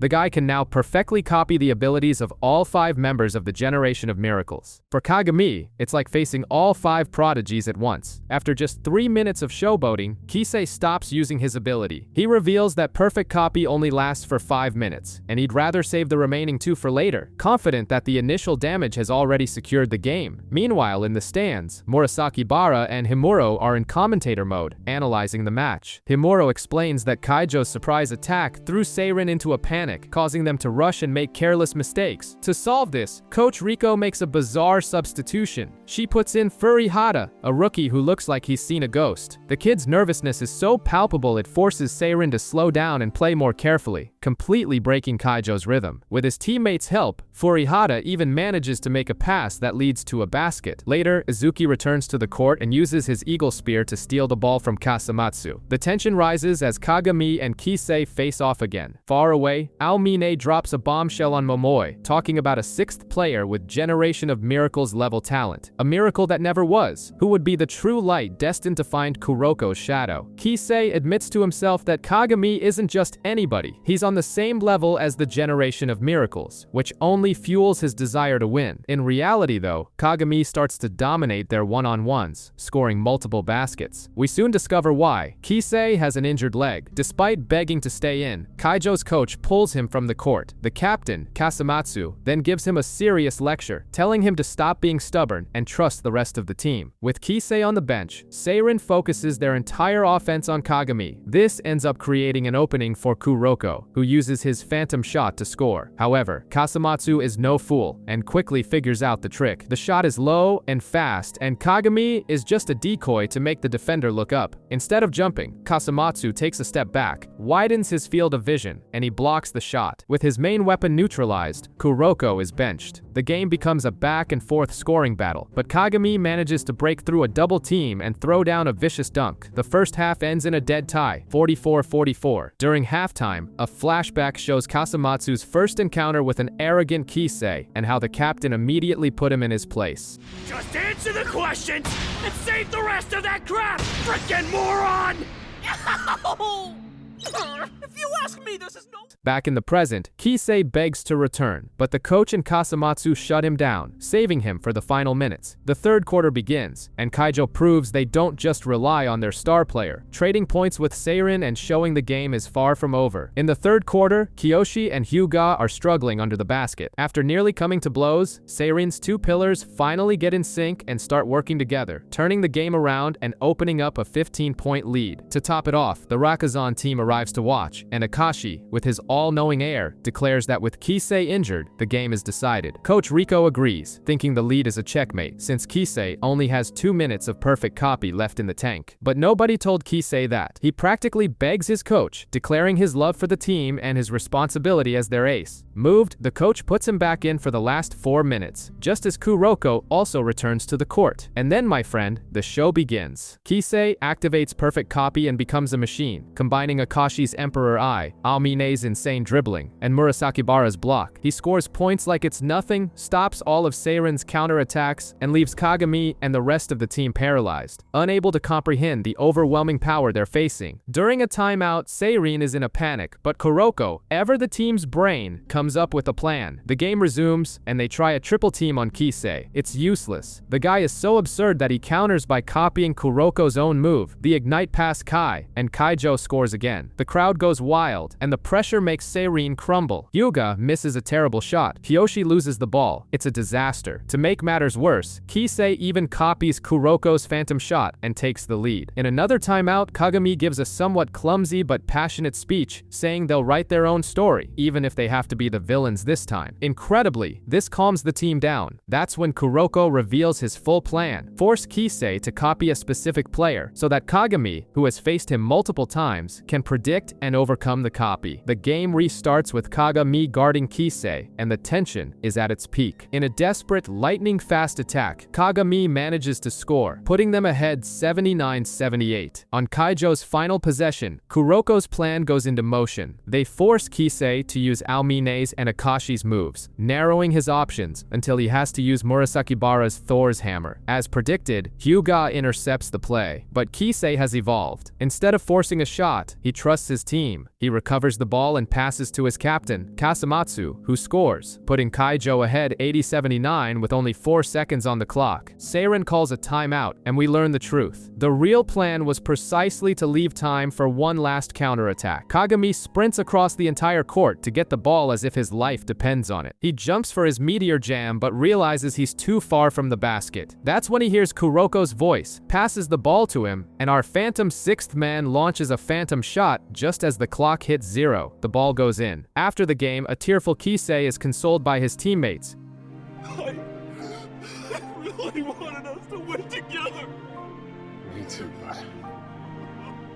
He and Kuroko shake hands, promising to play again. Later, Midorima appears out of nowhere, returns a ring Kagami had lost, and drops a bombshell. There are 2 Akashis. To prepare for the final, Kuroko gathers the team to tell them everything about his past at Teiko Middle School. We go back in time to the first day of school at Teiko Middle School, where the future legends of basketball are arriving. An energetic Aomine arrives with his childhood friend, Momoi. Midorima carries a phone book as his lucky item of the day. The giant Murasaki Bara finds everything a drag, and Akashi arrives in a car, looking powerful. Amidst this crowd, almost invisible, is Kuroko, determined to join the basketball team to fulfill a promise. At tryouts, the coach announces that only the first string truly gets to play. Aomine, Midorima, Murasaki Bara, and Akashi make history by going straight to the elite squad, despite being first years. Kuroko, unfortunately, ends up on the 3rd string, but he doesn't give up and stays late to practice alone. That's when Aomine finds him, and impressed by his dedication, becomes his daily training partner. Their friendship is sealed with a fist bump. Despite his efforts, a coach tells Kuroko he has no talent and should quit. Just as he's about to give up, Aomine stops him. Akashi, who overhears the conversation, is intrigued by Kuroko's complete lack of presence. He says it's not a weakness, but a weapon that can be used to misdirect opponents. Inspired, Kuroko studies magic tricks and visual misdirection. In a practice game, his first attempt is a disaster. He trips and is subbed out in seconds. Akashi advises him to adjust the timing of his passes and control his invisibility.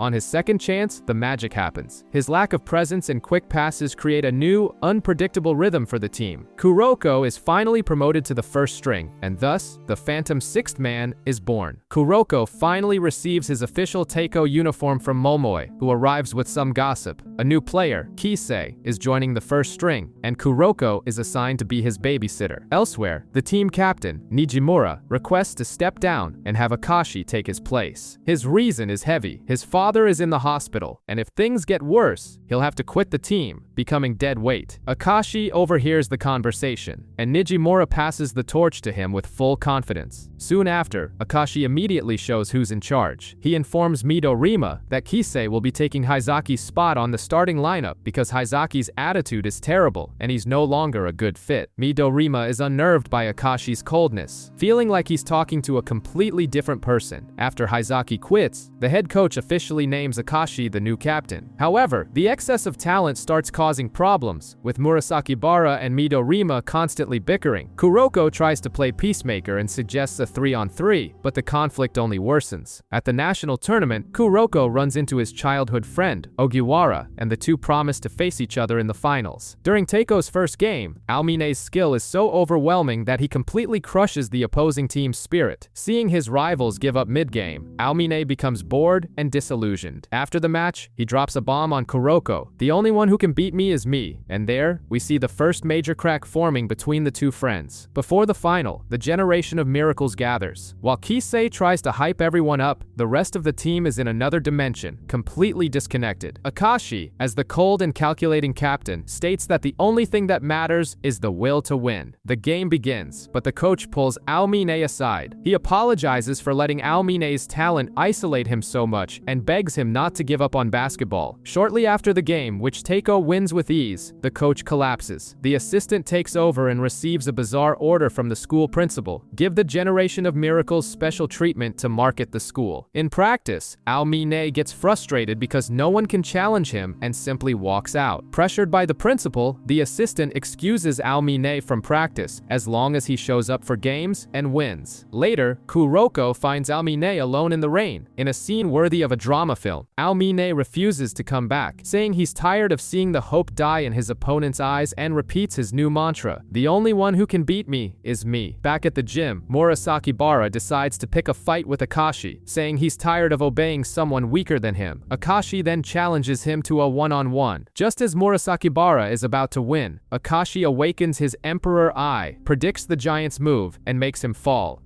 Not even my own parents.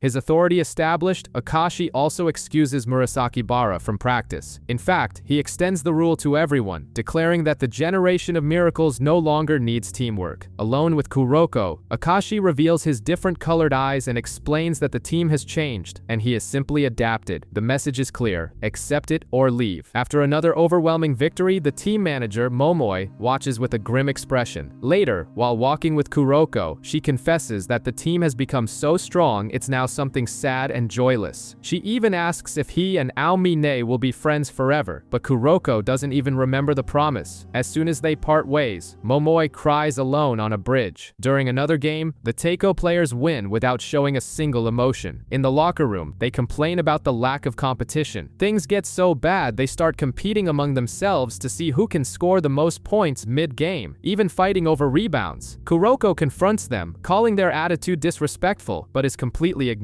In the national qualifiers, Teiko's mere presence terrifies other teams, including Mako Middle School, led by Ogiwara, Kuroko's childhood friend. Ogiwara is incredibly excited to finally fulfill his promise to face Kuroko in the finals. Kuroko even asks to start in the final but collapses from exhaustion during practice. He wakes up in the nurse's office where Akashi informs him he won't be playing. To make matters worse, he delivers a message from Ogiwara: "We'll play again someday." Kuroko begs Akashi to take the game seriously, and he agrees not to go easy on them, but we all know what that means. Kuroko goes to watch the final and witnesses a horror show. Teiko deliberately makes the final score 111-11, an act of pure cruelty to destroy the spirit of Ogiwara and his team. Horrified, Kuroko wonders what the point of victory is. In the locker room, no one shows any remorse. Right then and there, Kuroko gives up and asks to quit the team. He finds out that Ogiwara also quit basketball, leaving his wristband behind as a gift. At graduation, Akashi declares that the Generation of Miracles are now rivals. Holding the wristband, Kuroko decides he will prove that his style of basketball is the right one. Back in the present, Kagami sums it all up: "You should have just punched him in the face." Hyuga is trying to be Riko's barber and confess his feelings at the same time, but right at the crucial moment, Riko sneezes and kills the mood. Meanwhile, the rest of the Seirin team is getting a final boost from everyone before the grand final against Rakuzan. Kiyoshi has breakfast with Hyuga's family, determined to win for his grandparents. Satoshi gets support from his girlfriend, who reminds him how important he is on the bench, and Fukuda's family arrives with a giant banner to cheer them on. But the most Fast and Furious Tokyo Drift moment goes to Kagami and Himuro. The two finally make peace, and Himuro bids him farewell with the message: "Go and become #1 in Japan." At the arena, the crowd is like a festival, with all the rival teams, including the Generation of Miracles, ready to watch the show. A quick side note: Shutoku took third place against Kaijo as Kisei was benched with an injury. During warm-ups, Rakuzan already shows they're not messing around, with a layup drill so perfect it intimidates Seirin. The starting lineups are announced, and someone named Mayuzumi is starting for Rakuzan. The game is about to begin. Kagami, feeling the weight of the mission, asks to do the tip-off instead of Kiyoshi, and the guy immediately enters the zone. He wins the tip-off, and Kuroko throws an ignite past Kai. Kagami faces Akashi, blows past him like a rocket, and oh my god, he dunks with a meteor jam. What a way to start a final!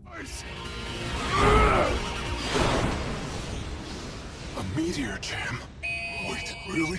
He dunked right over Akashi's... Akashi is shocked, recognizing that the guy is in the zone. From the stands, Aomine, who knows a thing or two about it, explains the situation with a perfect analogy. The zone is like a bathtub with the drain open. It consumes a ridiculous amount of energy and doesn't last forever. Knowing this, Riko acts fast. She takes Kuroko off the court and gives Kagami a direct order. Focus only on offense, we'll handle the rest. The idea is to conserve her star player's battery. But on the other side is Akashi, and he's not captain for nothing. He decides to guard Kagami himself. In their one-on-one, Akashi's Emperor Eye kicks in. He predicts every move, lets Kagami pass him on purpose, but through a path that sabotages the meteor jam. The ball hits the rim. The shock of being tricked is so great that Kagami is instantly knocked out of the zone. Battery drained. To make matters worse, Akashi humiliates the demoralized Kagami with an insane ankle breaker. The team tries to stop the bleeding, but the damage is done. They rally around Kagami to boost his morale, reminding him he's not alone. Recovered, he helps on a fast break, but then Akashi uses the opportunity to taunt Kuroko, calling him the old model of the Phantom Sixth Man, and introducing Mayuzumi as the new superior 2.0 version. Despite the provocation, Hyuga manages to score, and the first quarter ends in a 21-21 tie. The game is on fire. Remember Mayuzumi, the new model Akashi mentioned? Well, he's not just talk. The guy uses the same lack of presence as Kuroko, but with a twist, he uses it to score. A flashback reveals how Akashi discovered this talent. Mayuzumi was just chilling, reading a light novel on the roof, completely invisible to the rest of the world. Akashi saw the potential and offered him the Phantom Sixth Man position. Mayuzumi refused, finding it boring to be just a passer, but then Akashi activated his intimidating boss mode and declared that he had the talent to surpass the original. Back in the game, Mayuzumi proves he's an upgrade, showing he can shoot, something Kuroko can't do. To stop the machine known as Akashi, the team bets on a bizarre strategy, putting the rookie, Fury Hada, who trembles just looking at Rakuzan's captain, to guard him. The plan is to use the poor guy as bait to lure Akashi into a trap in the paint, where Kagami is waiting to block him. It almost works, but Akashi is a monster and scores anyway, leaving Fury Hada exhausted. The match turns into a shooter's duel between Hyuga and Rakuzan's Mibuchi, and Mibuchi is a serious problem. He has 3 shots that are basically cheat codes: Heaven, an unguardable fadeaway; Earth, which forces a foul; and Void, which freezes the defender. He completely shatters Hyuga's confidence, even completing a 4-point play. With their main shooter neutralized, Kiyoshi takes charge and goes head-to-head with the powerhouse Nabuya. It's a battle of pure strength, and despite being overpowered, Kiyoshi uses his technique to get a pass and a basket. But Rakuzan gives no quarter. Akashi pulls off a self-alley-oop and dunks, leaving everyone speechless. The lead just keeps growing. The third quarter of the final begins with Seirin trailing, but their fighting spirit is high. Hyuga immediately sinks a 3-pointer, but Mibuchi sticks to him like glue. Mibuchi is a professional trash talker and manages to draw a foul from Hyuga. When Hyuga complains to the ref, he gets a technical foul, bringing his total to 4 and putting him 1 step away from being ejected. During a timeout, the team is in a major slump. Seeing the widespread despair, Kuroko remembers his promise not to run away and shouts that he wants to win and become the best in Japan with them. This burst of passion snaps everyone back to reality, and their coach, Riko, decides to keep Hyuga on the court. The game resumes, and Kuroko reveals his new ace up his sleeve. By becoming more visible on the court, he essentially overwrites the presence of the other Phantom player, Rakuzan's Mayuzumi, neutralizing him. It's as if Kuroko becomes a slightly brighter light, causing Mayuzumi's dimmer light to simply disappear. This disrupts Rakuzan's offense and allows Seirin to score, with Kuroko dishing out assists left and right.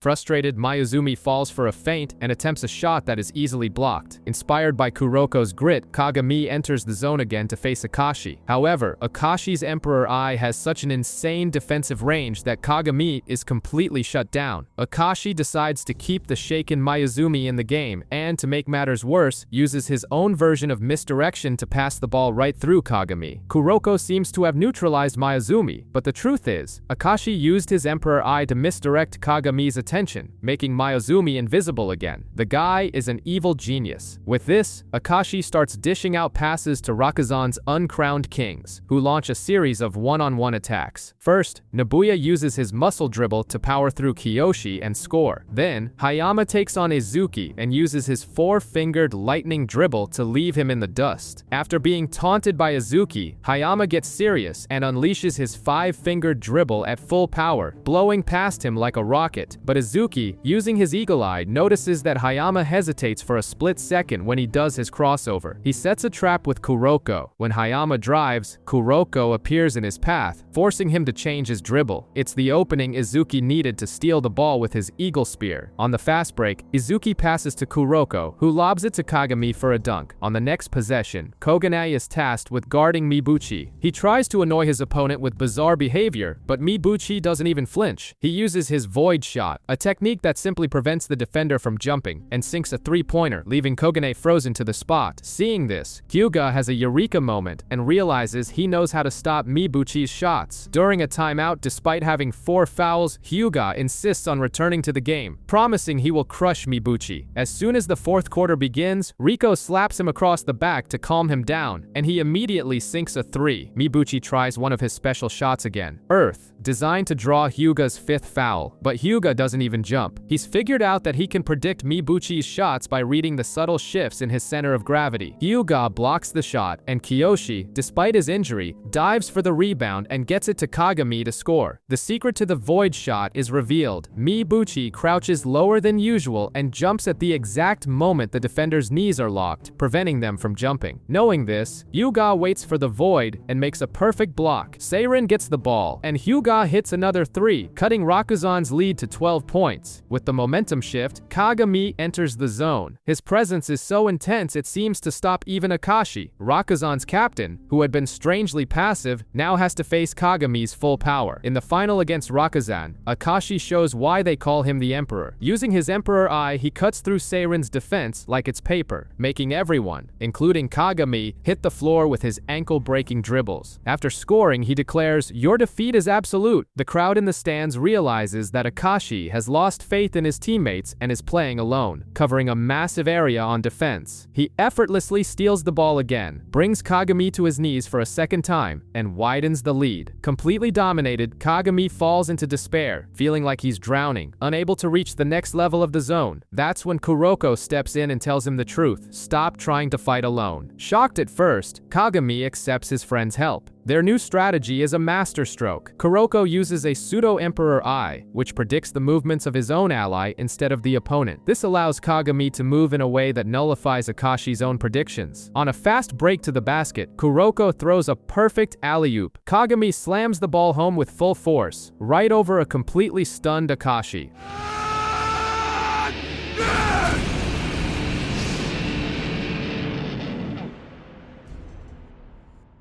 For the first time, the Emperor is shaken by a play, and his perfect facade begins to crack. He misses his next shot, and Rakuzan calls a timeout. On the bench, his teammate Mayuzumi confronts him, calling him a disgrace. The harsh words trigger a flashback to Akashi's childhood, revealing the immense pressure from his father and the fear of being left behind by his Teiko teammates, which led to the creation of his absolute second personality. As his two selves clash in his mind, the original Akashi begins to awaken. In a moment of pure humility, he apologizes to his teammates for his actions and asks for their strength to defeat Seirin. The game resumes with Rakuzan ahead, 92-90. The real Akashi starts making perfect passes, creating a flawless rhythm that draws out the maximum potential of his teammates. Mibuchi, Hayama, and Nabuya begin scoring with absurd ease, their movements enhanced. The other members of the Generation of Miracles in the audience recognize it instantly. This is the Akashi they knew from middle school. Midorima explains that Akashi's Emperor Eye is now now being used to awaken his team's latent abilities. Suddenly, all 4 of Akashi's teammates enter a state very close to the zone, their eyes glowing with power. Kagami, pushed to his limit, runs out of energy and drops out of the zone. In a desperate move to buy time, Kuroko intentionally fouls Hayama just when all hope seems lost. Kuroko's childhood friend shouts words of encouragement from the stands, and then the impossible happens. Aomine, Kisei, Midorima, and Murasakibara all stand up and start cheering for Seirin. Aomine understands the truth. The zone isn't about fighting alone. Hearing the cheers and trusting his teammates, Kagami opens a second gate, a deeper one. He enters the direct drive zone, a state of perfect team play, but with the speed of the zone. The Seirin players synchronize their movements, allowing Kagami to blow past the entire Rakuzan team for a powerful dunk that ties the game. But Akashi responds immediately, and Rakuzan opens up a 7-point lead. Under the pressure of a perfect defense, Seirin can't find an opening. In an act of desperation, Izuki throws a long pass to Hyuga, who is fouled by Mibuchi as he sinks a 3-pointer. The basket counts, and Seirin has a chance for a 4-point play with only seconds left on the clock. Down by 1 point, Hyuga makes a genius play. He misses the free throw on purpose. Kiyoshi fights for the rebound and taps the ball out of the scrum. Kuroko gets it but is immediately surrounded by Akashi and another Rakuzan player. Faking a shot, Kuroko passes to Kagami, who is already flying towards the basket. Kagami catches the ball in midair and dunks it with all his might, just as the buzzer sounds. Seirin wins the championship, 106-105. As Seirin celebrates their victory, the Rakuzan team is devastated by their first loss in history. Akashi, experiencing failure for the first time, approaches Kuroko. He admits the loss is painful, but also expresses his joy at having played, promising to win next time. Later, the Seirin team says goodbye to Kiyoshi at the airport as he leaves for the US for knee surgery. The generation of miracles in their teams are shown beginning training for the new year. Back at school, Kuroko and Kagami prepare to start practice, ready for the next battle. Oh,